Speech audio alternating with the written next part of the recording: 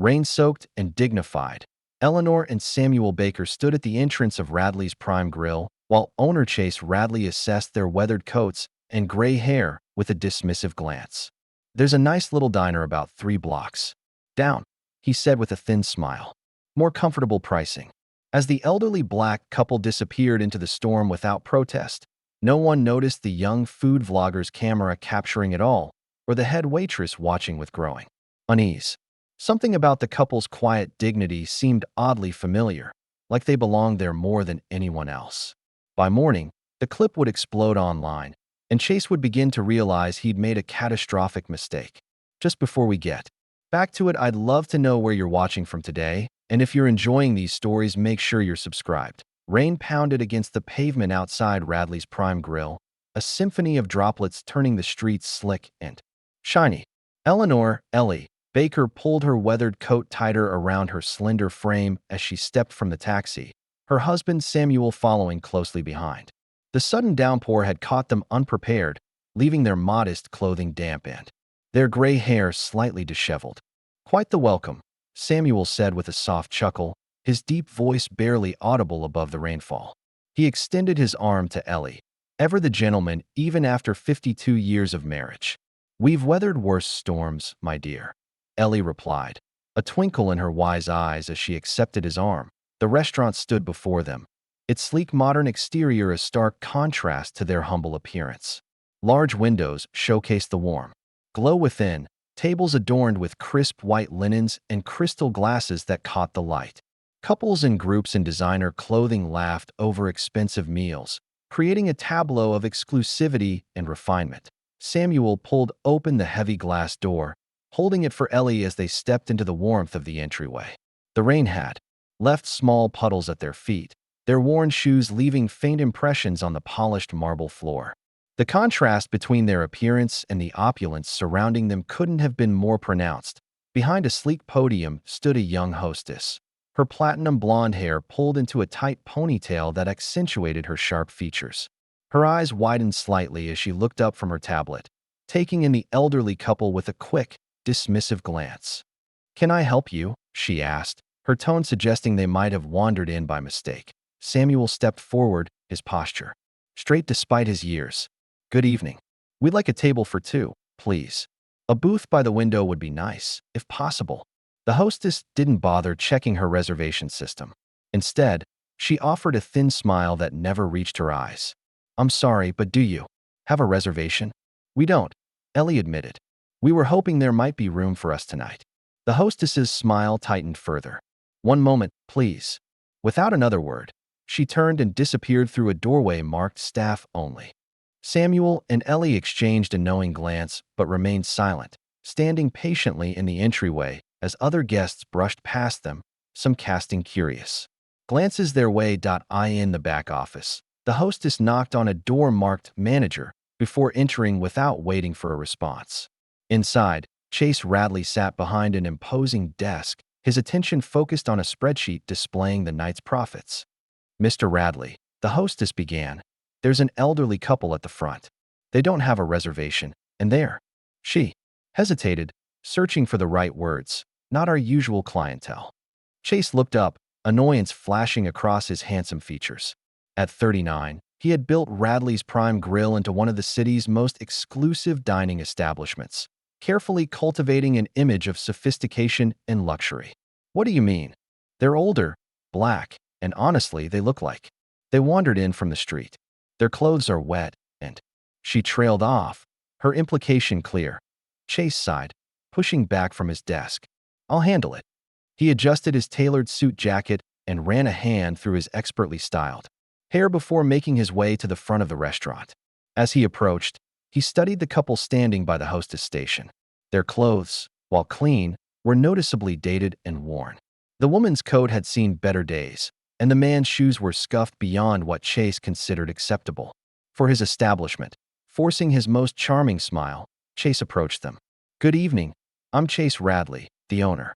Is there something I can help you with?" Samuel extended his hand. "Samuel Baker, and this is my wife, Eleanor. We'd like a table for dinner, if you have one available." Chase hesitated before briefly shaking Samuel's hand, his grip purposely loose. "I'm terribly sorry, but we're fully booked this evening. All of our tables are reserved for the next several hours." He didn't bother checking the reservation system, where at least 3 tables sat empty, being held for walk-ins with the right look and the right connections. "That's a shame," Ellie said, her voice calm and measured. "It looks lovely in here." Chase nodded, then leaned in slightly, lowering his voice. "There's a nice little diner about 3 blocks down on Wilson Street. More comfortable pricing, good. Homestyle food. Might be more what you're looking for." The implication hung in the air between them, as clear as if he'd stated it outright. "You don't belong here. Go somewhere cheap." Ellie's expression remained placid, but something flickered. In her eyes, not anger or hurt, but something deeper, more assessing. She simply nodded. "Thank you for the suggestion." Samuel, however, held Chase's gaze for a long, uncomfortable moment. His eyes, sharp despite his age, seemed to look straight through the younger man, taking his measure in silence. Finally, he placed a gentle hand on Ellie's back. "Let's go, my dear." As they turned to leave, Mara Thompson, the head waitress, watched the exchange from across the room. At 30, Mara had worked at Radley's for 5 years, longer than most of the staff. Something about the way the elderly couple carried themselves caught her attention, a quiet dignity that seemed at odds with Chase's assessment. The couple stepped back into the rain without complaint, Samuel once again offering Ellie his arm. As they walked away from the restaurant, their figures growing smaller against the gray backdrop of the storm. Inside, Chase returned to the hostess station. "Table 14 just opened up," he said, nodding toward a newly vacant spot. "Give it to the Adams party when they arrive." From a corner table near the window, a young woman with a sleek camera phone captured the tail end of the interaction. Zara Lopez, a food vlogger with a growing following, had been filming B-roll of the restaurant's ambience when her lens caught the exchange. Something about it left a sour taste in her mouth. As she watched the elderly couple disappear into the rain, Zara made a decision. She quickly edited the short clip she'd captured and added a simple caption. "Is this how you treat elders?" Within minutes, she had posted it to her accounts, her thumbs hesitating only briefly before hitting share. Back in the kitchen, Chase pushed through the swinging doors, a self-satisfied smile playing at his lips. Several of the kitchen staff looked up as he entered. "Everything okay out front, boss?" asked one of the line cooks. Chase grabbed a bread roll from a freshly baked batch, tearing off a piece. "Just keeping the place's image clean. Can't have freeloaders taking up space that paying customers deserve." The head chef glanced up briefly, but said nothing, returning to the delicate plating of a $60 entree. "We've worked too hard to build this place's reputation," Chase continued, warming to his subject. "People come here for an experience, not to sit next to someone who looks like they should be asking for handouts on the corner." Mara, entering the kitchen with an empty tray, overheard his comments. She paused, watching as Chase laughed at his own remarks. Something about the elderly couple had struck her, the woman's elegant posture despite her simple clothes, the man's dignified bearing. They hadn't seemed like just anyone. To her practiced EYEAS, Chase brushed past her to return to his office. Mara's phone buzzed in her apron pocket. A notification appeared on her screen. Zara's post was already gaining traction, with comments flooding in by the second. The story was about to explode. Within an hour, Zara's post had been shared thousands of times. She sat in her apartment, watching in amazement as her phone notifications wouldn't stop coming. Her DMs were flooded with messages, many from longtime followers expressing outrage at the treatment of the elderly couple. But among the standard reactions, one message caught her attention. "The man in your video looks like Judge Samuel Baker. There was an article about him years ago in the Tribune. He was involved in several landmark civil rights cases." Zara quickly searched the name and found herself looking at a black and white photograph from the 1970s. The resemblance was unmistakable, the same dignified profile, the same thoughtful eyes. Could it really be the same person? Meanwhile, across town at her small apartment, Mara Thompson couldn't sleep. The interaction she'd witnessed kept replaying in her mind, something about it nagging at her conscience. After tossing and turning for an hour, she reached for her laptop and opened a browser window. "Samuel Baker Judge," she typed into the search bar. The results loaded instantly, and Mara's eyes widened. There he was, younger, with less gray in his hair, but undeniably the same man who had been turned away from the restaurant hours earlier. A video thumbnail showed him delivering a ruling in a packed courtroom, his voice commanding respect. "Oh my God," she whispered, clicking through to another link. An archived newspaper article from 1972 appeared on her screen. Young black judge challenges segregated restaurant chain. The article detailed how Samuel Baker, then one of the youngest judges in the state, had ruled against a prominent restaurant group that had been denying service to black customers through various underhanded tactics. Mara read further, scrolling through related articles that painted a picture of a principled man who had spent his career fighting for equality under the law.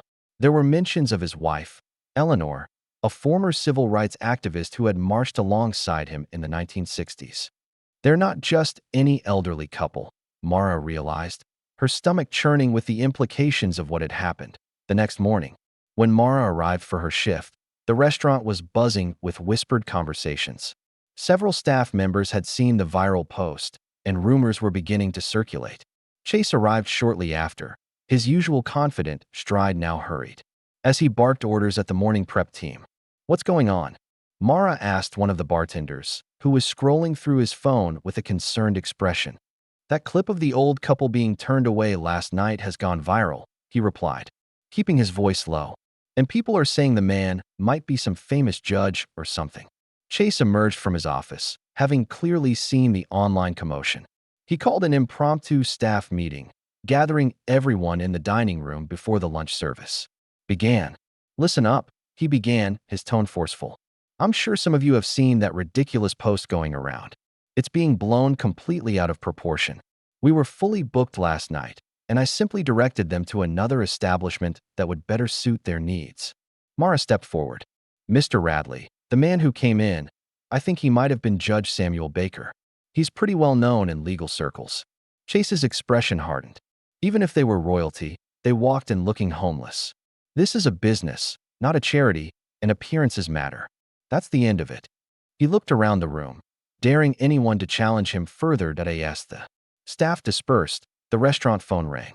The hostess answered, her expression changing as she listened to the caller. "Mr. Radley," she called, holding out the receiver. "It's for you. Someone named Malcolm Everett?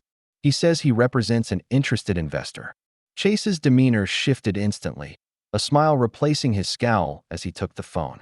"This is Chase Radley. How can I help you, Mr. Everett?" The voice on the other end was smooth and authoritative. "Mr. Radley, I represent a group of investors who have been monitoring your establishment for some time. We're interested in discussing potential opportunities, but first, I need to conduct some due diligence." Chase's smile widened. "Of course, I'd be happy to answer any questions." "Excellent," Malcolm replied. "I'd like to see your reservation logs from the past week, along with any security camera footage from last night. We're particularly interested in how you handle customer service challenges." Chase's smile faltered slightly. "Security footage? May I ask why that's necessary?" "We believe that how a business treats its most vulnerable customers says everything about its values and long-term viability," Malcolm answered, his tone cooling noticeably. "Is there a problem providing this information?" No problem at all," Chase assured him quickly. "I'll have it prepared for you right away." After hanging up, Chase immediately headed to the security office. He sat down at the computer terminal and pulled up the previous night's footage, fast-forwarding to the interaction with the elderly couple. Watching it now, with the knowledge of who they might be, he felt a flicker of unease. Making a quick decision, he began the process of deleting the file. What Chase didn't realize was that Mara had anticipated this move. After their brief confrontation, she had asked the security guard, who owed her a favor, to save a backup of the footage to a flash drive. Now, in the employee bathroom, she quickly emailed the video file to herself, ensuring that evidence of what had happened wouldn't disappear. As the lunch service began, another call came in, this time from a local news station. "We're doing a story on how seniors are treated in modern establishments," the producer explained to the hostess who answered. "We understand there was an incident at your restaurant last night involving an elderly couple. We'd love to get Mr. Radley's statement." The hostess placed the call on hold and rushed to find Chase, who was already dealing with a stream of negative comments appearing on the restaurant's social media pages. His face paled when she relayed the message. "Tell them I'm unavailable." For comment, he snapped. "And get our PR team on the phone, now." After her shift ended, Mara made a decision. Using contacts from her previous job at a law firm, she managed to find an address for the Bakers. She debated with herself for hours before finally driving to the address, which led her to a quiet, tree-lined street in one of the city's most established neighborhoods. The house wasn't what she expected, not a mansion, but a beautiful colonial-style home, well-maintained with a lush garden and a wide front porch. Mara sat in her car for several minutes, gathering her courage before finally approaching the door and ringing the bell. Samuel Baker answered, surprise registering on his face when he saw her. "You work at the restaurant," he said, recognition in his eyes. Mara nodded. "My name is Mara Thompson. I'm the head waitress at Radley's. I wanted to apologize for what happened last night." Samuel studied her for a moment, then stepped aside. "Please, come in. Ellie and I were just having tea." The interior of the home was warm and inviting, filled with books, artwork, and photographs that told the story of a rich, full life. Ellie sat in an armchair by the window, a book open on her lap. She looked up as Mara entered, offering a gentle smile. "This is Mara," Samuel explained. "She works at the restaurant. Would you like some tea, dear?" Ellie asked, as if receiving unexpected visitors from establishments that had turned them away was an everyday occurrence. Mara accepted the offer, sitting awkwardly on the edge of a comfortable sofa as Ellie poured a cup of fragrant tea from a delicate china pot. "I want to say how sorry I am about last night," Mara began.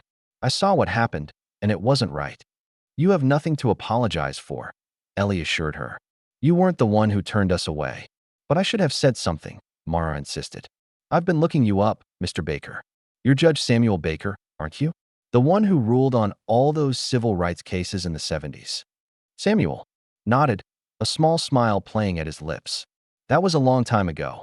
And there's more, isn't there?" Mara pressed gently. "I found an old article that mentioned you in connection with restaurant integration cases. There's something about that particular restaurant that's important to you both, isn't there?" Ellie and Samuel exchanged a long look, decades of shared history passing between them in that silent moment. Finally, Ellie set down her teacup and turned to Mara. "We had deliberately dressed down to visit the restaurant," she explained, her voice soft but clear. "We wanted to see how people would be treated without status or fancy clothes to recommend them." "But why that specific restaurant?" Mara asked. Ellie's smile deepened, tinged with both sadness and pride. "Because, my dear, Samuel and I co-founded that restaurant chain decades ago. Under different ownership now, of course." Mara's teacup froze halfway to her lips, her eyes widening in shock. You founded Radley's?" "Not under that name," Samuel clarified. "It was called Baker and Everett's back then, one of the first integrated fine dining establishments in the city. The young man running it now," Ellie continued, "has no idea who we are. The company changed hands several times over the years, but we've remained silent partners throughout. We still own a considerable stake in the business." "Silent partners?" Mara echoed, struggling to process this revelation. "Very silent," Samuel confirmed with a slight nod. "For various reasons, it was better that way. Easier for a white face to be the public image in those days." "And now?" Mara asked. Ellie's expression grew thoughtful. "Now, we wonder if perhaps we've been silent for too long." Outside the Baker's home, Zara Lopez was connecting the final dots. In her investigation, her initial post had sparked a firestorm online, with people sharing stories of their own experiences with discrimination at upscale establishments. But as she dug deeper into who the elderly couple might be, the story had taken an unexpected turn. Her phone buzzed with a message from one of her sources, confirming what she had begun to suspect. The Bakers weren't just any elderly couple, wronged by an arrogant restaurant owner.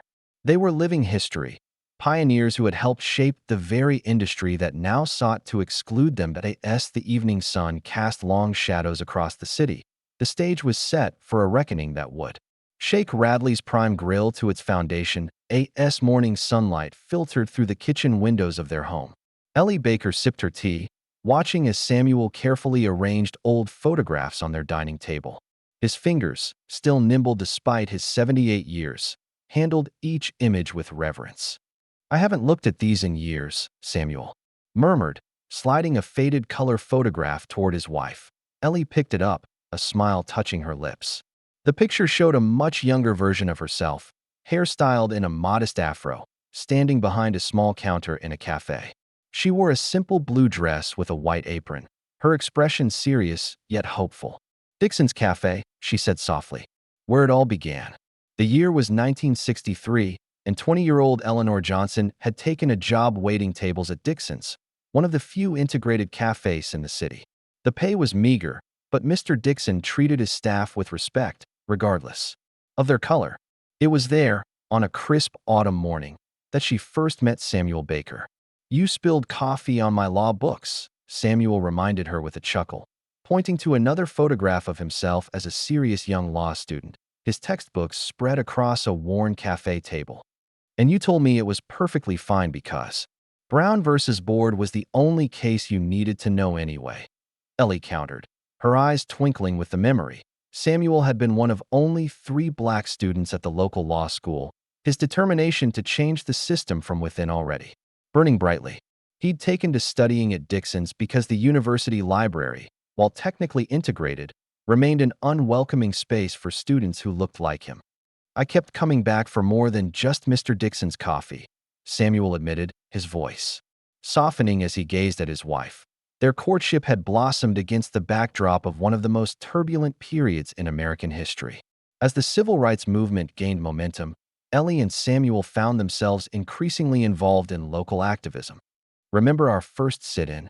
Ellie asked, sliding another photograph from the pile. The black and white image showed a group of young men and women, Ellie and Samuel among them, seated at a lunch counter while angry white faces shouted behind them. Ellie's face was a mask of calm dignity despite the chaos surrounding her. "Taylor's Grille," Samuel nodded. "February 12, 1965. Coldest day of the year." Taylor's had been one of several segregated establishments they'd targeted for peaceful protests. The owner, Harold Taylor, had been particularly hostile, posting signs claiming the right to refuse service to anyone. It was a thinly veiled attempt to maintain segregation despite changing laws. 3 hours we sat there, Ellie recalled. Not served, but not moving either. What the photograph didn't show was what happened after. The slurs hurled their way, the coffee accidentally spilled in Ellie's lap, the police who arrived and arrested the protesters rather than addressing the discrimination. At Samuel's jaw tightened at the memory. That location became the first Baker and Everett's, Sweet Justice. As Samuel arranged more photographs, the story of their past unfolded on the table before them. There were images of more protests, of Samuel in his first judicial robes, of Ellie speaking at community meetings. And then came the photographs that documented the birth of what would eventually become Radley's prime Grille. "Malcolm looked so young," Ellie observed, touching a photo of a tall white man with kind eyes and a serious demeanor. Malcolm Everett had entered their lives in 1967, a progressive businessman who'd approached Samuel after one of his early court cases. Unlike many white men of his time, Malcolm recognized both the moral imperative and business opportunity in creating truly integrated spaces. "He had the capital we lacked," Samuel explained to Mara, who had returned to their home to learn more of their story, "and the face that made banks willing to lend." Mara sat across from them, fascinated by the history unfolding before her. "So you formed a partnership?" Ellie nodded. "Malcolm proposed that we transform one of the very diners we'd protested into a model of what integrated dining could be. Elegant, welcoming to all, with a staff that reflected the community. But your names weren't on it," Mara observed. "It was just called Baker and Everett's, not Johnson Baker and Everett's." "That was my choice," Ellie explained. "We agreed I would remain a silent partner. At the time, having a black woman's name on the establishment might have been one step too far for some of our potential clientele. We were pushing boundaries, but we also had to survive as a business." Samuel reached for his wife's hand. She was the heart of the place nonetheless. Created most of the original recipes, trained the staff on service standards, made everyone who walked through those doors feel welcome. The restaurant had thrived against all odds. As the civil rights movement continued to transform America, Baker and Everett's became known as a place where anyone, regardless of race, could experience fine dining with dignity. "We expanded to 3 locations by 1975, Samuel continued, showing Mara a newspaper clipping announcing the opening of their third restaurant. Each one became a community landmark. As the business grew, so did the baker's influence. Samuel's judicial career advanced, with landmark rulings that helped dismantle systemic discrimination. Ellie divided her time between the restaurants and community activism, always preferring to work behind the scenes. What happened? Mara asked. How did Baker and Everett's become Radleys? Ellie's expression grew more somber. Malcolm passed away in 1989. His son had little interest in the restaurant business and sold his father's shares to a corporate group. They kept us on as minority stakeholders, but rebranded everything. We could have fought it, Samuel admitted, but we were focused on other battles at the time. I was handling a series of important housing discrimination cases, and Ellie was working with youth programs in neighborhoods that needed advocacy more than we needed our name on a restaurant chain. Over the decades that followed, the chain changed hands several times. With each transition, the Bakers' involvement became more obscure, their story fading from public knowledge. The corporate entities that took over maintained their financial stake, but rarely consulted them on operations. When Chase Radley bought the controlling interest 5 years ago, I doubt anyone even told him about us, Ellie said. He rebranded again, made everything about exclusivity rather than inclusion. The exact opposite of what we'd built. Samuel nodded, his expression troubled. We watched from a distance as the place transformed. The prices went up, the atmosphere changed, and suddenly it seemed like the kind of establishment that would have turned us away back in the 60s. That's why you decided to visit, Mara realized. To see for yourselves. It was my idea, Ellie admitted. I wanted to see how customers were treated when they didn't arrive in luxury cars or designer clothes. I wanted to know if the heart of what we built remained at all. Samuel's expression was resigned. I had been against the test. I feared we'd see exactly what we did, that beneath the surface polish, little had changed. But Ellie has always been braver than me. Not braver, Ellie corrected gently, just more stubborn. Outside the baker's home, the story was beginning to spread beyond Zara's initial viral post. The young vlogger had done her research, connecting the dots between the elderly couple turned away from Radley's and the history of Baker and Everett's. She'd reached out to the Bakers, requesting an interview, and to her surprise, they had agreed. Now, Zara sat in their living room, her camera equipment carefully set up to capture their story. Ellie had changed into a simple but elegant blue dress, while Samuel wore a crisp white shirt and tie, his posture as dignified as it had been in his days on the bench. Judge and Mrs. Baker, thank you for agreeing to speak with me, Zara began, her usual energetic delivery subdued by the gravity of the moment. Could you tell me about your experience at Radley's Prime Grille 2 nights ago? Samuel glanced at Ellie, who nodded for him to begin.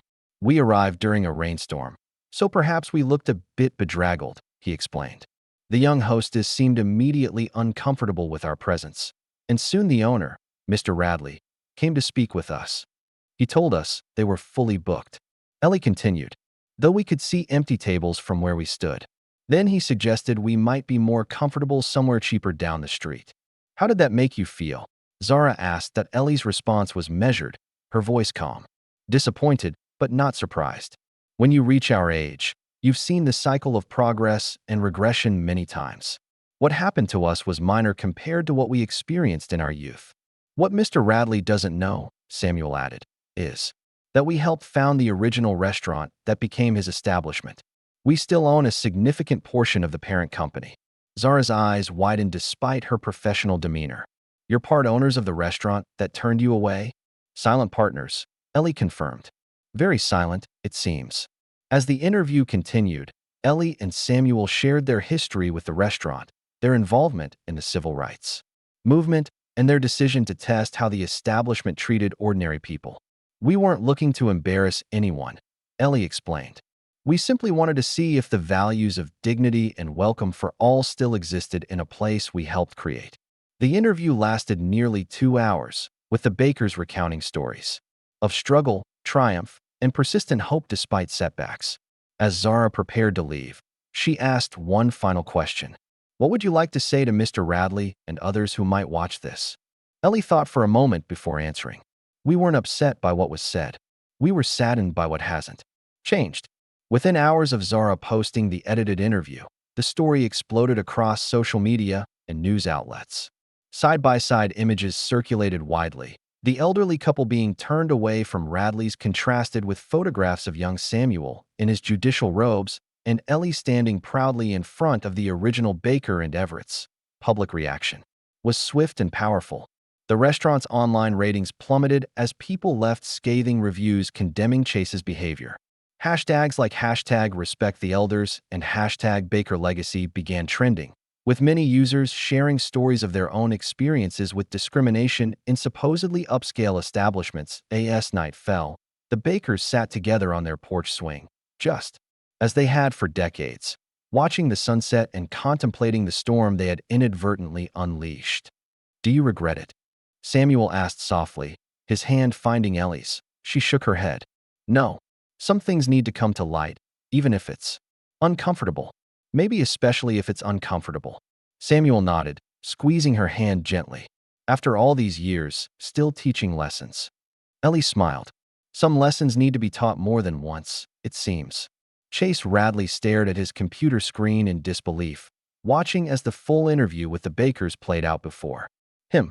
His office, usually a sanctuary of control and order, now felt like it was closing in around him. Each word from the elderly couple's mouths hammered another nail into the coffin of his reputation. "This can't be happening," he muttered, running his hands through his perfectly styled hair, disheveling it for perhaps the first time in years. His phone hadn't stopped buzzing with notifications. Zara's full video had been posted just 3 hours ago, and already it had hundreds of thousands of views. It wasn't just a viral moment anymore. It was becoming a national story. The video was masterfully edited, juxtaposing the confrontation at the restaurant with the Bakers' rich history. It showed their involvement in the civil rights movement, Samuel's distinguished judicial career, and their role in founding what eventually became Radley's prime Grille. It ended with Ellie's quiet, devastating observation. "We weren't upset by what was said. We were saddened by what hasn't changed." A knock on his office door jolted him from his stunned state. "What?" he snapped. The door opened to reveal his events manager, her face pale. "Mr. Radley, we've had 17 cancellations for tonight's service already. The Wagner party just pulled their rehearsal dinner reservation for next month. That's a $15,000 loss. And there are people outside." "What do you mean, people outside?" "Customers." "No, sir. Protesters." Chase pushed past her and hurried to the front of the restaurant. Peering through the blinds, he saw a small but growing crowd gathering on the sidewalk. Some held signs with messages like, "Respect your elders," and "Baker and Everett's, not Radley's." "This is ridiculous," he muttered. "They're trespassing. Call the police." "Sir," the events manager said hesitantly, "I'm not sure that's the best approach right now. The local news is already setting up cameras across the street." Chase's phone rang, the ringtone he'd assigned to his most important contacts. The screen displayed the name of Jason Morris, CEO of Pinnacle Restaurant Group, the parent company that owned a controlling interest in Radley's chain. "Jason," Chase answered, forcing confidence into his voice. "I was just about to call you." "What the hell is going on, Radley?" Jason's voice was ice cold. "I've got the board breathing down my neck about some viral video showing you turning away an elderly black couple who apparently helped found the original restaurant." "It's being blown out of proportion," Chase insisted. "They didn't have a reservation. We were fully booked, and they weren't dressed appropriately for our establishment. I had no idea who they were." "That's exactly the problem," Jason shot back. "You should have known who Samuel and Eleanor Baker are. They're still minority shareholders in the parent company, for God's sake." Chase felt the blood drain from his face. "What? They own 12% of Pinnacle. Did you even read the investor prospectus when you bought in? Their names are right there in the corporate documents." I didn't make the connection," Chase stammered. "Well, make it now," Jason snapped. "The board is launching an internal review. Malcolm Everett Jr. is furious. Apparently his father was their original business partner, and he still considers them family friends. You've stepped in it, Chase, and you've dragged our entire brand down with you." The line went dead, leaving Chase staring at his phone in shock.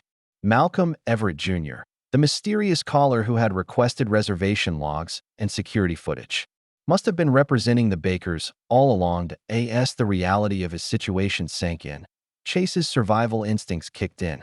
He needed to get ahead of this story, to reshape the narrative before it destroyed everything he'd built. Retreating to his office, he set up his phone on a tripod and began recording an apology video.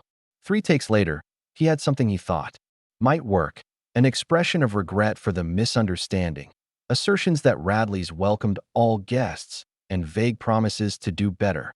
He posted it to the restaurant's social media accounts without further review, desperate to stem the bleeding. The response was immediate and devastating. Comments flooded in, picking apart his forced smile, his careful wording that accepted no real responsibility, and the obvious lack of genuine remorse. Rather than helping, the video only intensified the backlash. Across town, Mara watched Chase's apology video with a mixture of disgust and sadness.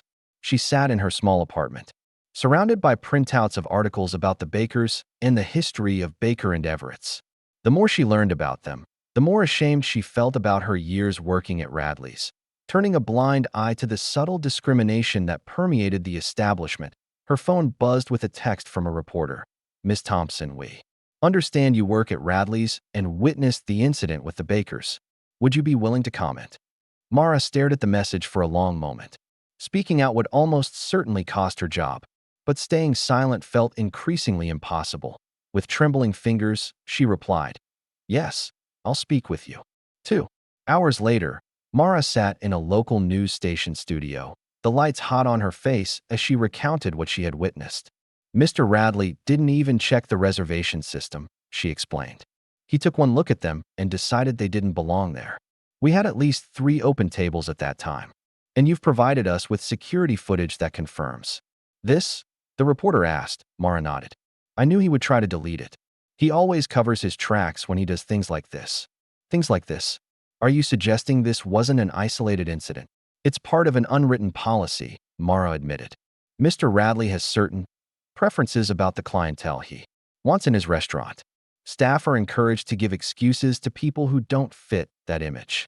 The interview aired on the evening news, with the security footage playing alongside Mara's testimony. The clear evidence contradicted Chase's claims of a simple misunderstanding, showing him dismissing the Bakers without even checking for availability, then suggesting they go somewhere more comfortable, his euphemism for somewhere cheaper and less exclusive. By morning, the story had gone national. Major networks picked it up, running segments that contrasted the Bakers' distinguished history with their treatment at the restaurant they had helped create. Hashtags like #RespectElders and #WhoAreTheBakers trended across platforms, with people sharing their own experiences of discrimination in supposedly upscale establishments. Chase arrived at the restaurant to find the situation had deteriorated further. The small group of protesters had grown into a substantial crowd, their chants audible from inside the building. Worse, a rental agent called to inform him that the investors backing his planned expansion into downtown had pulled out of the deal. "Mr. Everett specifically instructed us to terminate negotiations," the agent explained, referring to Malcolm Everett Jr., whose involvement in the deal Chase had never fully understood until now. Inside, the atmosphere was tense. Several staff members had called in sick, unwilling to cross the picket line forming outside. Those who did come in moved with nervous energy, jumping at every noise from the street. "The reservation book is empty for tonight," the hostess informed him, her expression grim. "Every single table canceled." Chase retreated to his office once more, trying desperately to come up with a plan. His phone rang again. This time it was his personal attorney. "Chase, have you seen the email from Pinnacle's legal team?" the lawyer asked without preamble. "No, what email?" "They've initiated an internal review into your conduct and management practices. They're requesting all communication records, hiring decisions, reservation policies, everything." Chase felt a knot form in his stomach. "On what grounds?" "The video is just the tip of the iceberg. Someone leaked a batch of internal emails to the press. Messages where you instruct staff about maintaining the restaurant's image and turning away undesirables. Those were taken out of context." Chase protested weakly. "Context won't matter much in the court of public opinion," his lawyer replied. "And it certainly won't help if this turns into a discrimination suit, which is looking increasingly likely." After hanging up, Chase frantically searched his email for the messages in question. There were dozens of them, accumulated over years, instructions to hosts about using reservation issues as an excuse to turn away certain customers, discussions about demographic management to maintain the restaurant's exclusive image, even jokes about specific incidents where people had been denied service based on their appearance. He had never considered how these messages might look if made public. In his world, such practices were simply part of maintaining an upscale establishment's brand. Now, laid bare for all to see, they formed a damning pattern of systematic discrimination. The final blow came shortly before noon when his phone displayed an incoming call from an unknown number. Against his better judgment, Chase answered. "Mr. Radley," a calm, authoritative voice inquired. "This is Samuel Baker." Chase felt his mouth go dry. "Judge Baker, I want to apologize for the misunderstanding the other night." "I think we both know it wasn't a misunderstanding," Samuel replied, his tone neither angry nor accusatory, but matter of fact. "My wife and I came to your restaurant to see what had become of the place we helped build. We found our answer." "Sir, if I had known who you were." "That's precisely the problem," Samuel interrupted. "You shouldn't need to know someone's status to treat them with basic dignity. The test wasn't whether you would recognize us, but whether you would respect us, and by extension, all your customers, regardless of how we appeared." Chase remained silent, having no adequate response. "I'm calling to inform you," Samuel continued, "that legal representatives for my wife and myself will be contacting you regarding potential violations of public accommodation laws. While we have no desire for personal compensation, we do intend to ensure that appropriate changes are made to the establishment we once took great pride in creating." "What kind of changes?" Chase managed to ask. "That will be determined in due course," Samuel replied. "For now, I suggest you reflect on the principles upon which Baker and Everett's was founded: dignity, respect, and welcome for all. Good day, Mr. Radley." The line went dead, leaving Chase alone with the ruins of his carefully constructed world. Outside, the chants of protesters grew louder. On his computer screen, social media continued to explode with condemnations. His phone buzzed constantly with messages from staff, investors, and media outlets, all wanting answers he didn't have. A notification appeared on his screen, an official press release from Pinnacle Restaurant Group announcing a major press conference scheduled for tomorrow morning regarding the future leadership and direction of Radley's Prime Grille in light of recent events. Chase stared at the words, the implication unmistakable. His time was running out. At home that evening, the Bakers sat together watching the news coverage of the day's events. Neither took pleasure in Chase Radley's public downfall, but both recognized the necessary reckoning taking place. "Did you need to mention legal action?" Ellie asked gently. Samuel shrugged. "Sometimes the possibility of consequences is more effective than the consequences themselves. I doubt it will come to that." Ellie nodded, understanding her husband's strategy. After decades in the legal system, Samuel knew when the mere suggestion of action was enough to prompt change. "What do you think will happen tomorrow?" she asked. "I suspect Malcolm Jr. has been busy behind the scenes," Samuel replied. "The press conference will likely announce Chase's departure and a reorganization of leadership." "And then what?" Samuel took his wife's hand, his expression thoughtful. "Then perhaps it's time for us to be a little less silent as partners. Some things are worth speaking up for, even at our age." Ellie smiled, squeezing his hand. "Especially at our age, my dear. We've earned the right to be heard." As night fell, across the city, the story continued to spread, touching nerves and opening conversations about dignity, respect, and the subtle persistence of discrimination in places that prided themselves on exclusivity. For the Bakers, it was a familiar fight, one they had been waging in different forms for over half a century. Tomorrow would bring a new chapter in that ongoing struggle, and despite their years, they found themselves ready to face it with the same quiet determination that had carried them through decades of both progress and setbacks. Some battles, they knew, needed to be fought more than once. Morning sunlight glinted off the glass facade of Radley's Prime Grille, creating a deceptive warmth that contrasted with the tense atmosphere surrounding the building. By 9 a.m., news vans lined the street, their satellite dishes extending skyward like mechanical flowers seeking light.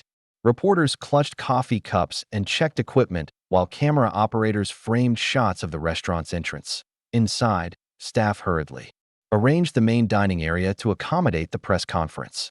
Tables had been pushed aside to create an open space, with a podium bearing the Pinnacle Restaurant Group logo positioned front and center. A backdrop displaying both the Radleys and Pinnacle logos hung behind it. Crisp and corporate, Chase Radley arrived through the back entrance, avoiding the growing crowd of journalists and curious onlookers gathering out front. He wore his finest suit, charcoal gray with subtle pinstripes, custom-tailored to his athletic frame. His tie, a muted blue silk, had been knotted with precision. Despite the care taken with his appearance, his face betrayed signs of strain. Dark circles shadowed his eyes, and a nervous tick pulled at the corner of his mouth. Everything set up as requested, his assistant informed him, handing over a leather portfolio containing prepared remarks. "Mr. Morris from corporate wants to see you before things start." Chase nodded, straightening his shoulders. "Where is he?" "Your office." Jason Morris, CEO of Pinnacle Restaurant Group, was reviewing documents at Chase's desk when he entered. The older executive looked up, his expression unreadable. "Chase," he acknowledged with a curt nod. "You've reviewed the statement?" "Yes," Chase replied, patting the portfolio. "Though I still think this is an overreaction. This will blow over if we just—" "It's not blowing over," Morris interrupted sharply. "Our stock dropped 8% yesterday. We've had cancellations at 17 locations nationwide. This isn't just about one restaurant or one incident anymore." Chase swallowed hard. "The statement says I'm taking a leave of absence pending review. That makes me look guilty." "You are guilty," Morris stated flatly. "The evidence is overwhelming, and your own emails are damning. Consider yourself lucky we're framing it this way instead of announcing an outright termination. But my investment in the restaurant will be addressed according to your contract terms," Morris finished for him. "Don't worry, you'll walk away with more than you deserve. Now let's go. The press is waiting, and so are our special guests." "Special guests?" Chase asked, his stomach tightening with apprehension. Morris offered a thin smile that didn't reach his eyes. "You'll see." As they approached the dining room, the low murmur of gathered press grew louder. Chase could see through the doorway that every seat was filled, with additional reporters standing along the walls. Camera lights created harsh brightness in the usually dimly lit space. "Remember," Morris said quietly, "stick to the statement. No ad-libbing, no justifications. Read it and step back.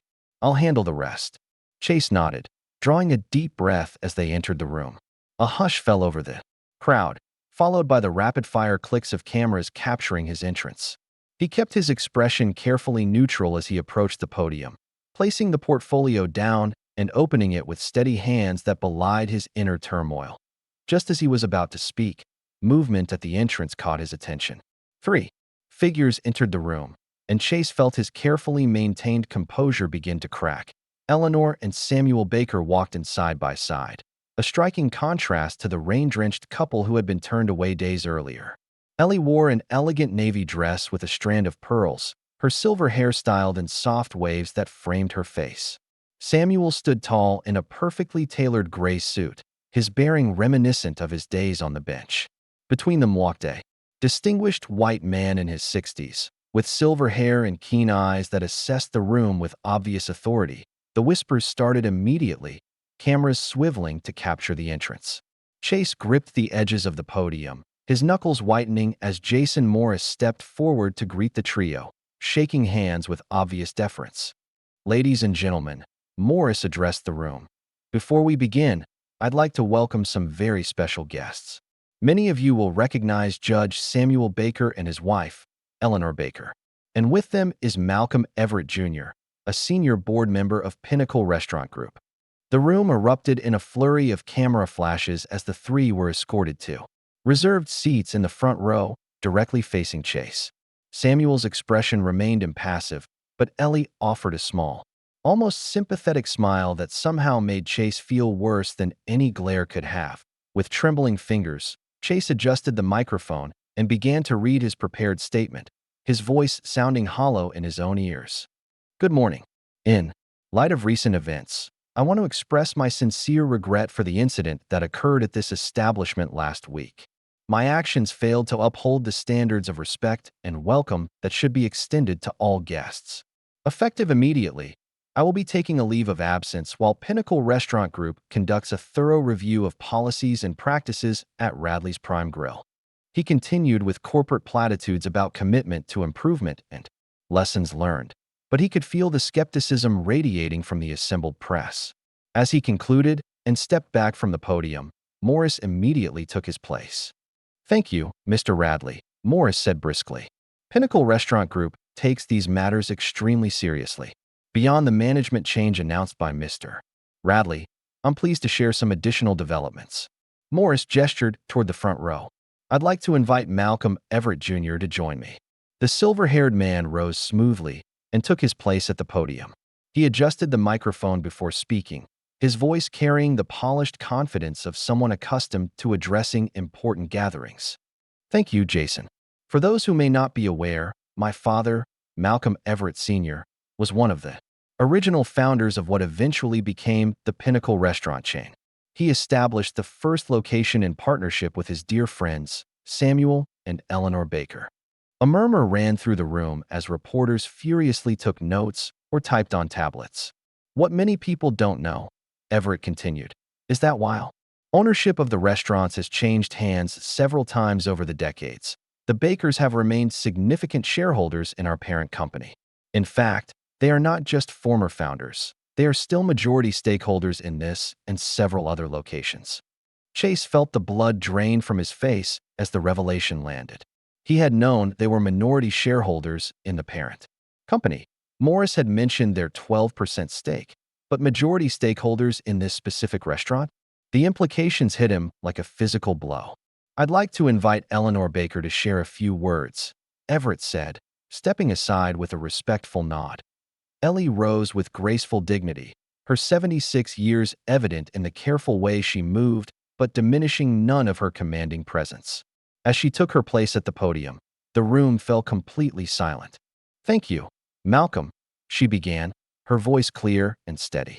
"My husband and I established the original restaurant that stood on this spot because we believed everyone deserves to be treated with dignity, regardless of their appearance, background, or status." She paused, her gaze sweeping the room before landing on Chase, who stood rigid beside the podium. "We gave others a chance to lead. What they did with it is heartbreaking." The simple statement, delivered without anger but with profound disappointment, struck Chase more powerfully than any shouted accusation could have. He opened his mouth to respond, but Morris placed a warning hand on his arm, silencing him. "While recent events have been troubling," Ellie continued, "they also present an opportunity for renewal. My husband and I never sought publicity or recognition. We preferred to work quietly behind the scenes. But sometimes, silence can enable the very problems we once fought against." Cameras flashed continuously as she spoke, capturing her poised expression and the quiet authority she exuded. Malcolm Everett stepped forward again. "In light of these circumstances, the board has unanimously voted to terminate Mr. Radley's contract, effective immediately. Furthermore, we're pleased to announce that the Bakers have agreed to take a more active role in reshaping the culture and practices of this establishment." Chase couldn't contain himself any longer. "You can't do this," he protested, stepping toward the podium. "I have a contract. I have rights." "Your contract," Morris said coldly, "includes a moral conduct clause that you've clearly violated. The documentation is extensive and irrefutable." Security personnel appeared at Chase's side, not touching him, but making their presence known. The message was clear: leave with dignity or be escorted out. The audience erupted in questions, cameras capturing every moment of Chase's public downfall. His carefully constructed image of success and control crumbled in real time, broadcast live across local and national news networks, and streamed to millions of viewers online. Samuel Baker rose then, stepping to the podium beside his wife. Despite never raising his voice, his presence commanded immediate attention, silencing the clamor. "We weren't here to punish," he said, his deep voice resonating through the room. "We were here to see if we were needed again. And clearly, we are." The simple statement, delivered with the same dignity that had carried him through decades of legal battles and civil rights struggles, cut through the chaos of the moment. Reporters who had been shouting questions fell silent, many reaching for their phones to quote his words verbatim. As cameras captured the moment, Chase was led toward the exit, his face a mask of disbelief and growing anger. The last thing he saw before being escorted out was Mara Thompson, his former head waitress, standing near the back of the room. Their eyes met briefly, his filled with betrayal, hers with a mixture of sadness and resolve.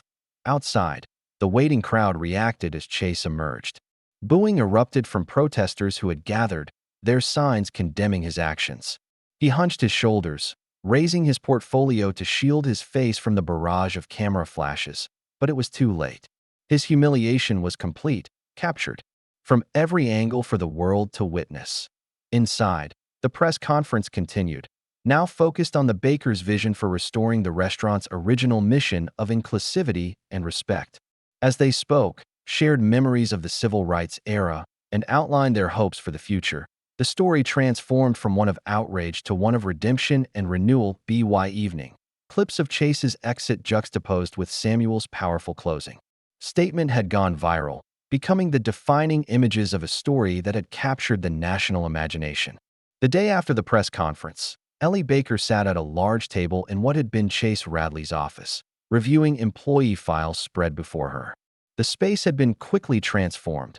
Gone were the sleek, impersonal decorations that had dominated the room under Chase's tenure.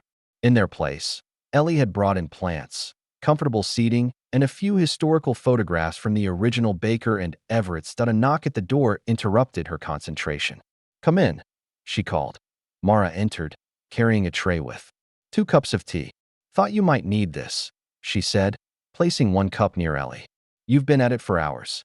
"Thank you, dear." Ellie smiled, gesturing to the chair across from her. "Please, join me for a moment." Mara sat, her posture reflecting a new confidence that had emerged since the press conference. "How's it going with the staff reviews?" Ellie sighed, removing her reading glasses. "It's revealing. Some concerning patterns, but also some bright spots." She tapped a folder with Mara's name on it. "Like you." Mara blushed slightly. "I should have spoken up sooner." "You spoke up when it mattered," Ellie assured her. "That takes courage, especially when your livelihood is at stake." They sipped their tea in comfortable silence before Ellie continued.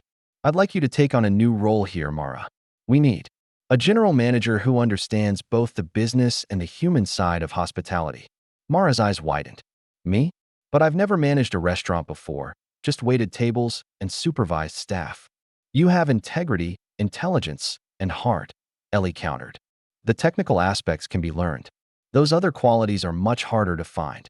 Before Mara could respond, Samuel appeared in the doorway, accompanied by Malcolm Everett Jr. Both men looked serious. "The emails are worse than we thought," Samuel said without preamble. Chase had a systematic approach to filtering customers. "There are coded instructions for the hosting staff, guidelines for making certain people feel unwelcome." Malcolm nodded grimly. "And it's not just here. We've found similar patterns at 3 other locations he oversaw." Ellie closed her eyes, briefly absorbing the news. "How widespread was staff involvement?"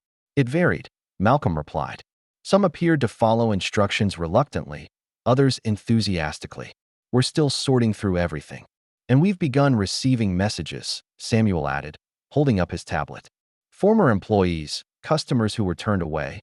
People are coming forward with their stories now that they know someone's listening." Ellie nodded thoughtfully. "We'll need to address each one, personally if possible." She turned to Mara. "This is why we need someone like you in leadership. Someone who sees people as people, not as walking wallets or inconveniences." "I'll do it," Mara said firmly, decision crystallizing in the face of the challenge. "I want to help make this right." Over the following weeks, Ellie initiated a systematic transformation of the restaurant. The staff gathered one morning before opening to find the dining room rearranged, with Ellie standing beside a large board covered with photographs and menu items. "This is the original Baker and Everett's menu from 1970, she explained, pointing to a framed menu card. "Notice anything interesting about the prices?" The staff leaned in, examining the yellowed document. "There's a wide range," one server observed. "Some items are really affordable, and others are more expensive." "Exactly," Ellie nodded approvingly. We deliberately created a menu where a factory worker could have lunch alongside a bank executive. Different price points, but the same quality. And service for everyone. She turned to the current Radley's menu, displayed beside the historical one. Somewhere along the way, this place forgot that good food and dignity shouldn't be luxury items. By the end of the meeting, plans were in place to revamp the menu, reintroducing more affordable options alongside the high-end selections that had become Radley's trademark. Each item would have a story connecting the present to the restaurant's roots in the community. These aren't just dishes, Ellie explained to the skeptical executive chef. Their history. My grandmother's collard greens recipe sustained protesters during sit-ins. Malcolm Sr.'s father's lamb stew kept spirits up during the Depression. These foods matter. Gradually, the chef's resistance softened as he recognized the passion and knowledge behind Ellie's suggestions. Together, they created a menu that honored tradition while embracing modern techniques and presentations. As the internal changes took shape, Samuel focused on broader community connections. One Saturday morning, he set up in a community center in a predominantly black neighborhood, a stack of legal books beside him and a sign reading free legal advice for aspiring attorneys. The law was my pathway, he explained to the small group of young people who gathered curiously. Not everyone wants to be a lawyer, but understanding your rights is essential no matter what path you choose. What began as a one-time offering quickly became a regular weekend seminar, with attendance growing each week. Samuel's patient explanations of complex legal concepts and his first-hand accounts of using the law to fight discrimination inspired a new generation of activists and community leaders. Meanwhile, Mara embraced her new role with determination, working closely with Ellie to implement changes in hiring practices, service standards, and the restaurant's overall culture. Staff members who shared Chase's discriminatory attitudes were given clear choices: adapt to the new inclusive environment or find employment elsewhere. Many chose to leave, but those who stayed began to recognize the vision Ellie was building. It's not just about who we serve, Mara explained during a staff training session. It's about how we serve them. Every person who walks through that door deserves to be treated with the same respect and attention, whether they're in designer clothes or work boots. One morning, a staff member approached Ellie with confusion. Mrs. Baker, there's an older woman at table 7 who says she knows you. She's wearing, very casual clothes, and she didn't have a reservation. Ellie smiled knowingly. Is she wearing a purple knit hat? Yes, actually. That's Dorothy Williams, one of my oldest friends. And this is her first test of our new policies, Ellie explained. I've asked several friends from different backgrounds to visit unannounced over the next few weeks. They'll report back to me on their experience. The staff member's eyes widened with understanding. You're testing us. I'm helping you practice, Ellie corrected gently. Real change takes repetition and reinforcement. This quiet visit policy, as it came to be known, spread to other locations as the Bakers took a more active role in the entire restaurant group. Eleanor would appear unannounced at different branches, sometimes dressed in elegant attire, other times in simple clothes. Observing how staff responded to different presentations of the same person, the transformation attracted attention beyond the initial viral story. Zara's documentary about the Bakers and the restaurant's journey began taking shape, with filming becoming a regular sight at the establishment. Her online following had exploded since breaking the original story, but she turned down several lucrative endorsement offers from brands hoping to capitalize on her newfound fame. I want to work on projects with meaning, she explained to Ellie during a filming break. This story matters. It's not just about one incident or one restaurant. It's about the work that's still unfinished in our society. Ellie patted the young woman's hand. The work is always unfinished, dear. That's why each generation needs its own witnesses and truth-tellers. 6 weeks after the press conference, the restaurant reopened under its new management with a celebration that honored its roots. The sign outside had been modified. Beneath Radley's Prime Grille, in smaller lettering appeared the words "Established" as Baker and Everett's, 1970. Inside, the decor had been subtly altered to include historical photographs and mementos from the civil rights era alongside the modern aesthetic. The newly trained staff moved with purpose, their attention focused equally on all guests regardless of appearance or perceived status. A new mission statement hung framed near the entrance. Dignity first, always. Beneath it, a short paragraph explained the restaurant's founding principles and renewed commitment to creating a welcoming space for all. As the evening service began, Samuel found Ellie standing quietly near the kitchen, watching the dining room fill with a diverse crowd of guests. "What do you think?" he asked softly, following her gaze. "I think we've made a good start," she replied. "But there's more to do." Samuel nodded, understanding that for them, the work had never been about a single victory, but about persistent, determined progress despite setbacks. Chase resurfaced, he mentioned, gave an interview to a business magazine, claiming he was the victim of cancel culture and political correctness. Ellie shook her head, unsurprised. "Some people never learn the lesson. They just resent the teaching." "Does it bother you?" Samuel asked. "No," she said after a thoughtful pause. "We didn't do this for him. We did it for them." She nodded toward the dining room, where families, couples, and individuals of all backgrounds shared meals and conversation in an atmosphere of genuine welcome. Samuel smiled, taking his wife's hand as they had done countless times through decades of struggle and triumph. "Then I'd say it's been a good day's work." "It has," Ellie agreed, returning his smile. "But tomorrow brings more." Together, they moved into the dining room to greet their guests, their quiet dignity and unwavering purpose a living embodiment of the principles they had fought for all their lives. 3 months after the press conference that had changed everything, Eleanor Baker sat in a brightly lit television studio, the soft hum of equipment forming a background to the hushed instructions of the production team. Across from her, Samuel adjusted his tie, his expression serene despite the unfamiliar surroundings. "We're live in 30 seconds, a young production assistant announced, before stepping back behind the cameras. The nationally recognized talk show host, Rebecca Wilson, reviewed her notes one final time before looking up with a warm smile. "Remember, just be yourselves. That's what America wants to see." "We've never known how to be anyone else," Samuel replied with a gentle chuckle. As the countdown reached 0, the red light on the main camera illuminated, and Rebecca turned to face it with practiced ease. "Good evening, America. Tonight we're honored to welcome two remarkable individuals whose story has captivated the nation."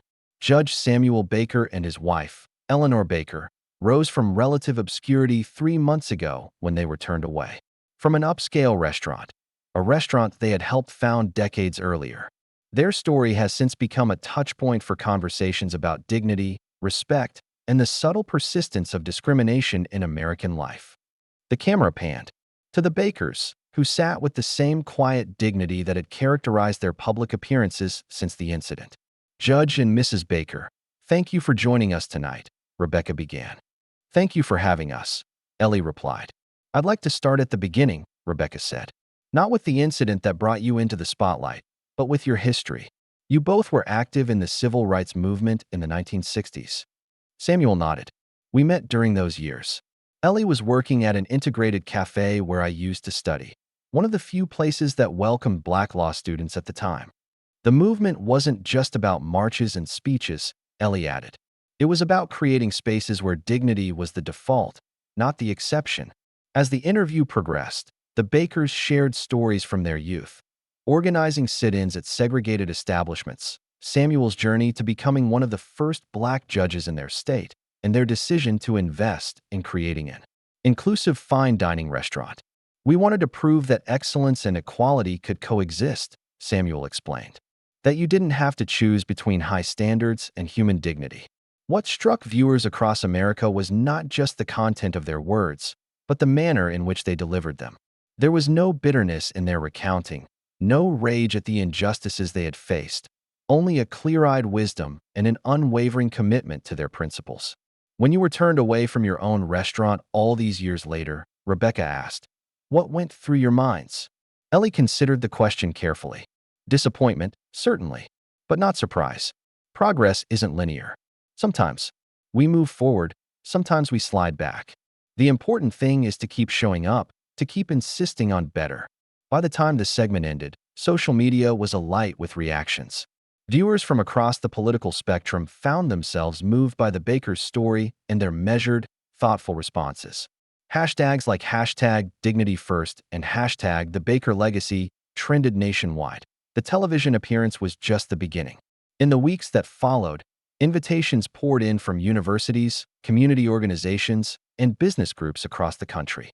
The spring commencement season brought requests for the Bakers to deliver graduation addresses at Westridge University. Samuel stood at the podium, looking out over a sea of graduates in their caps and gowns, their faces turned toward him with expectation. You're entering a world that's both more connected and more divided than the one I knew at your age, he began. The challenges have evolved, but the core question remains the same. Will you insist on dignity for all, or will you accept comfort for some?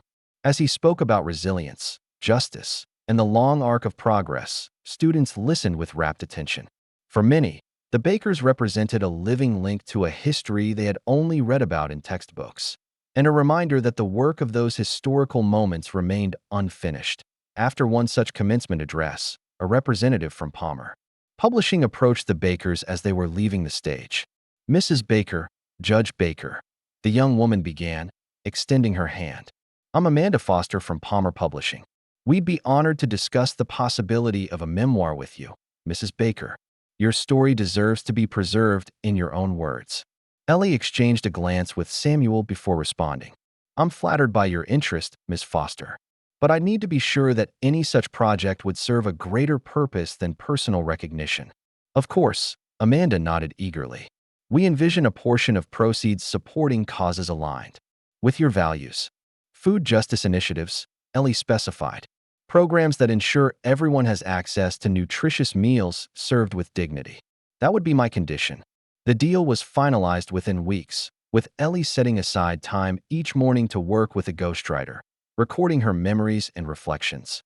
The process unearthed forgotten photographs and memorabilia, triggering conversations with Samuel about moments they hadn't discussed in years. One evening, as they sorted through a dusty box of photographs in their living room, the doorbell rang. Samuel answered to find an elderly white man standing on their porch, his posture hesitant. "Judge Baker," the man said, his voice unsteady. "You probably don't remember me. William Taylor. My father owned Taylor's Grille." Samuel's expression remained neutral, though recognition flickered in his eyes. Taylor's had been one of the segregated establishments they had targeted for sit-ins in the 1960s, the very location that later became their first Baker and Everett's restaurant. "I remember," Samuel said simply, neither hostile nor particularly welcoming. "I saw you on television," William continued. "And I've been meaning to say something for years. My father was wrong. The way he treated you, the things he said." He paused, struggling to find words. "I was just a boy then, but I knew it wasn't right. I should have said something sooner." Samuel studied the man for a long moment before stepping aside. "Would you like to come in, Mr. Taylor? I believe Ellie just made some coffee." The conversation that followed was complex and sometimes painful, but necessary. William wasn't the only one from their past to reach out. As their story spread, former adversaries, colleagues, and allies from the civil rights era made contact, some offering belated apologies, others sharing memories of battles fought together. One rainy afternoon, Ellie found herself drawn to an old scrapbook she hadn't opened in years.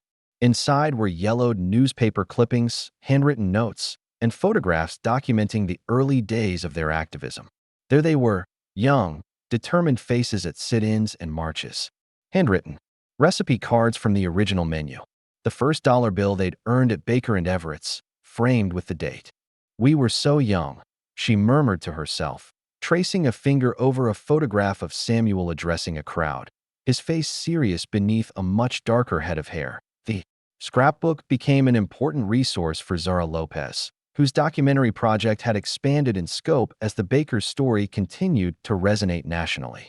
What had begun as a short piece about a viral incident had evolved into a feature-length exploration of their lives and legacy. Table for All, The Real Bakers premiered online and in select theaters, earning critical acclaim and introducing the Baker's story to an even wider audience. The film skillfully wove together historical footage, recent events, and intimate interviews, presenting a nuanced portrait of a couple whose quiet persistence had helped shape their community over decades. The small premiere event, Zara nervously watched the Bakers' reactions as the credits rolled.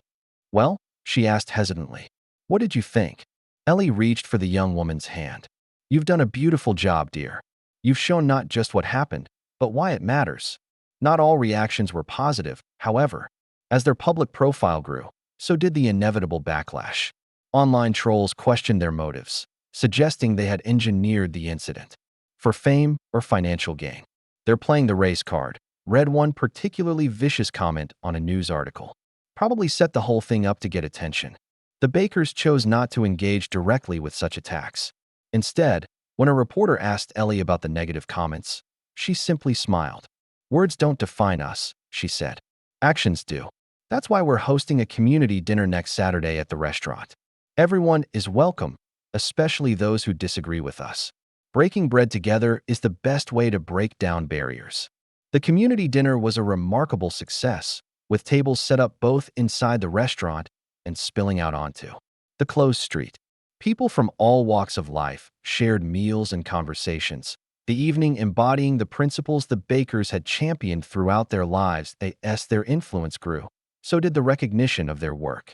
The National Humanitarian Association announced the Bakers would receive their Lifetime Achievement Award, honoring decades of quiet activism and community building. The award ceremony was held in a grand hotel ballroom, with celebrities, politicians, and community leaders in attendance. As Samuel and Ellie made their way to the stage to accept the honor, the entire room rose in a standing ovation. Across town, in a sparsely furnished apartment, Chase Radley watched the ceremony on television, his expression bitter. The months since his public downfall had not been kind. Initial attempts to rebrand himself as a victim of cancel culture had gained little traction. Former business associates kept their distance, and his efforts to secure investment for a new venture had been repeatedly rebuffed. The sight of the Bakers being celebrated while his own life had crumbled fueled his resentment. He switched off the television with a disgusted gesture, unaware that his own role in the story had already faded to a footnote in most retellings. Back at the ceremony, as the applause finally quieted, Samuel began their acceptance speech. Before he could finish his opening remarks, however, Ellie suddenly reached for his arm, concern flashing across her face as he swayed slightly at the podium. "Just a moment of dizziness," he assured her and the concerned audience, but the brief episode cast a shadow over the evening's celebration. Later that night, a fainting spell sent Samuel to the hospital, where doctors recommended rest and a series of tests. As Ellie sat beside his hospital bed, holding his hand while he slept, she was struck by the fragility of their time together and of the work still unfinished. The following week, once Samuel had returned home and was resting comfortably, Ellie made a decision.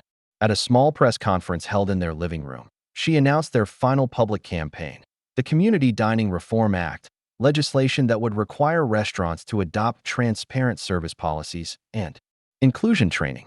After this, she told the gathered reporters, her voice firm despite the worry lines that had deepened around her eyes, "Samuel and I will step back from public life. We've done our part.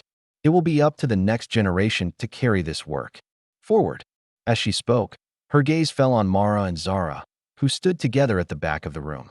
In their faces, Ellie saw the same determination that had carried her and Samuel through decades of struggle and progress. The torch was already being passed. Morning light streamed through the windows of what had once been Radley's Prime Grille, now officially renamed Baker and Everett's at Radley's, a compromise that honored both the restaurant's origins and its more recent history. 6 months had passed since the incident that had thrust the Bakers into the spotlight, and today marked a special occasion. Samuel, now fully recovered from his health scare, adjusted his tie as he and Ellie stepped from their car in front of the restaurant.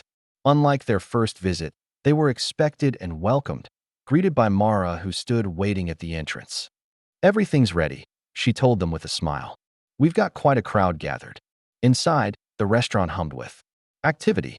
Journalists, community members, and staff mingled in anticipation of the ceremony. Near the entrance, covered by a velvet cloth, stood the item they had all come to see. At precisely noon, Malcolm Everett Jr. called for attention and the room quieted. Ladies and gentlemen, we're gathered today to honor not just two remarkable individuals, but the principles they have championed throughout their lives. It is my privilege to unveil this permanent reminder of their legacy. With a nod to Ellie and Samuel, who stood nearby, Malcolm removed the cloth to reveal a bronze plaque mounted on the wall beside the entrance. Engraved upon it were the words, "This place stands because two people believed everyone belongs at the table." Applause filled the room as cameras flashed, capturing the moment for news outlets and social media. The Bakers stood hand in hand, their expressions a mixture of pride and humility as they viewed the recognition of their life's work. After the formal unveiling, a celebratory lunch was served. Mara had arranged for tables to be set with the finest linens and china, reminiscent of the elegance that had always characterized the establishment, but now paired with the warmth and welcome that had been its original hallmark. Standing at the center of the main dining room, Mara raised a glass. "To Eleanor and Samuel Baker," she began, her voice carrying across the hushed space. "Who taught all of us, that true hospitality isn't about how much someone can pay, but about the respect with which we treat every guest who walks through our doors." She paused, emotion briefly overtaking her professional composure. "Thank you for bringing light into a place that was getting darker by the day. Your courage has transformed not just this restaurant, but all of us who work here." Glasses were raised throughout the room, the toast echoed by staff and guests alike. As lunch was served, Zara circulated with her camera, capturing candid moments. For the epilogue of her documentary, the film had been picked up by a major streaming service, ensuring the Baker's story would reach an even broader audience. After the main course, Ellie leaned over to Samuel. "I have a small request," she said. Samuel raised an eyebrow, familiar with his wife's small requests that often led to significant moments. "I'd like to dine with people we don't know," she explained. "Not the journalists or officials, just regular customers who happen to be here today." With Mara's help, the Bakers moved to a large round table where several startled diners suddenly found themselves sharing lunch with the guests of honor. Initial awkwardness quickly gave way to genuine conversation as Ellie and Samuel asked questions, shared stories, and created connections across differences of age, background, and experience. "This is what it was always about," Samuel said quietly to Ellie during a lull in the conversation. "Not plaques or speeches, but people breaking bread together as equals." Ellie squeezed his hand under the table, her eyes twinkling with the same spark that had drawn him to her all those decades. The celebration wound down. The Bakers found themselves at the window booth they had been denied during their initial visit, the very spot that had sparked the chain of events leading. To this day, afternoon sunlight streamed through the glass, casting a warm glow over the table as they sipped coffee together. "I'm proud of what we built," Samuel said, gazing around the bustling restaurant. "But I'm even prouder of what we fixed." Across town, in a modest hotel conference room, Chase Radley sat before a small group of potential investors, pitching his new restaurant concept. His presentation was slick, his manner confident, but the questions that followed revealed deep skepticism. "Aren't you the guy from that viral video?" one investor asked bluntly. "The one who turned away those elderly black owners?" Chase's smile tightened. "That situation was grossly misrepresented in the media. I've learned valuable lessons about perception, and I'm not interested in your lessons." The investor cut him off. "I'm interested in knowing why we should trust you with our money when you couldn't even recognize your own restaurant's founders." No matter how Chase tried to redirect the conversation, he couldn't escape the shadow of his past actions. The meeting ended without commitments, leaving him alone with his presentation materials and wounded pride. Meanwhile, at the state capitol, the final hearing on the Community Dining Reform Act was underway. The bill, championed by the Bakers and supported by a coalition of restaurant owners, civil rights organizations, and community groups, had gained surprising momentum despite initial opposition from industry lobbying groups. Testimony from restaurant workers, including several who had worked under Chase's discriminatory policies, provided compelling evidence of the need for change.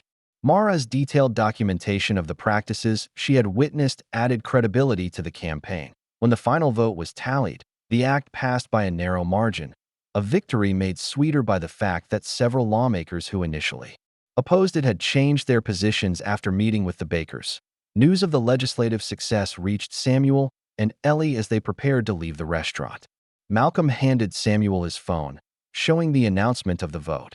"Congratulations," he said warmly. "You've changed the industry's standards yet again." Samuel smiled, returning the phone. "Not just us. Everyone who spoke up, who shared their stories, who refused to accept discrimination as normal, they made this happen." As evening approached, the crowd at the restaurant thinned. Staff began preparing for dinner service, moving with the confident efficiency that had become the hallmark of Baker and Everett's renewed culture. Ellie and Samuel lingered at their window booth, savoring the moment and each other's company. "Hey," young server approached with a pot of fresh coffee. "Would you like a refill before you go?" she asked. "Yes, thank you," Ellie replied with a warm smile. The simple interaction, being seen, acknowledged, and served with respect, embodied everything they had fought for across the decades. As the server walked away, Ellie turned to Samuel, a mischievous glint in her eye. "Next time, maybe we come dressed in gold robes." Samuel chuckled, the deep lines around his eyes crinkling with genuine amusement. "No need," he said, taking her hand across the table. "We shine just fine." Outside, the city continued its daily rhythm, largely unaware of the quiet moment of completion unfolding within the restaurant's walls. But for the Bakers, it was enough. They had come full circle, from being turned away to being honored, from fighting for a seat at the table to ensuring everyone who followed would find a place set and waiting. Their journey hadn't been without cost or struggle. But sitting there in the golden light of late afternoon, they could see the fruits of their persistence, not just in the bronze plaque by the door or the legislation bearing their name, but in the diverse faces of staff and customers moving through the space with dignity and belonging. As they finally rose to leave, staff and remaining guests alike stood in spontaneous respect. No speeches were necessary, no formal goodbyes. The Bakers simply made their way through the restaurant with the same quiet dignity that had characterized their lives, pausing occasionally to shake a hand or exchange a few words. At the door, Mara embraced them both. "This isn't goodbye," she assured them. "You'll always have a table here." "We know," Ellie replied with a smile. "And now, so will everyone else." Hand in hand, they stepped out into the evening, their silhouettes framed briefly in the doorway before they continued down the street. Behind them, through the restaurant's windows, life continued. People gathering, sharing meals, building connections across differences that once seemed insurmountable. It was, they knew, the most fitting monument to their life's work, not cast in bronze or written in law, but lived in the everyday moments of respect and welcome that they had fought so long to make ordinary rather than exceptional. And in making the extraordinary ordinary, they had achieved something truly remarkable. Have you ever wondered how many silent dignities you've overlooked? How many elders carrying wisdom you've dismissed based on appearance alone? Like and subscribe for more stories that challenge us to recognize the power behind quiet strength. And remember, sometimes the most profound lessons come from those we never bothered to truly see.